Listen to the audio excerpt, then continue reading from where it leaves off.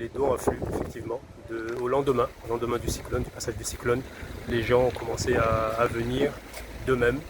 Il y a un élan de solidarité qui s'est créé tout seul. Les gens ont commencé à affluer. Je crois qu'on dénombre, rien que pour la semaine passée, environ 500 donateurs, notamment des personnes issues de toutes les communautés, composant de toutes les communautés de la Réunion, qui sont venues instinctivement faire des dons. Donc il y a de tout, de l'eau, des denrées alimentaires périssables, des vêtements, des couches, des vêtements pour enfants. Enfin, il y a de tout. Il y a de tout. Il y a de tout qui arrive. L'élan de solidarité est là. Ça vient, ça n'arrête pas. Ça n'arrête pas. On est obligé ce week-end de fermer, pour pouvoir un peu aussi souffler, mais les gens venaient quand même. Les gens étaient là jusqu'à dimanche à la part des gens. Donc, comme vous le voyez, hein, c'est rempli. C'est rempli. On commence à être débordé. Pour l'instant, non. Aux dernières nouvelles, c'est pas encore dans le bateau. Effectivement, le département de la Réunion a pris en charge 20 palettes. D'ailleurs, nous les remercions pour cette solidarité.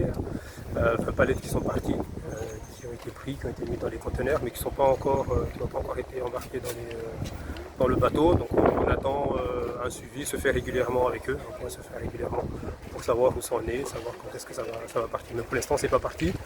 On en a d'autres. Là, on en a 22 qui sont prêts, 22 palettes qui sont prêtes à partir.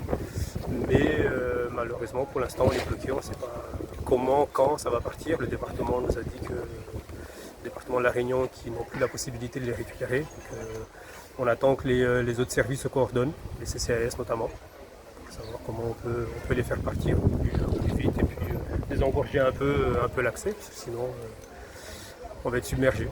Les témoignages qu'on a sur place nous font état d'un manque cruel, même s'il y a des conteneurs qui sont arrivés, il y a des denrées qui sont arrivées, mais les gens sur place, il y a beaucoup de gens dans les villages qui sont un peu isolés, qui sont un peu reculés dans l'île, qui n'ont pas encore été suffisamment alimentés. Donc on a beaucoup de témoignages dans ce sens qui nous font état de beaucoup de souffrance, beaucoup de faim, beaucoup de soif. Donc on espère qu'une solution va vite être trouvée pour pouvoir acheminer tout ce qui est ici rapidement, et tout ce qui a été acheminé puisse être distribué dans les meilleures conditions à la population.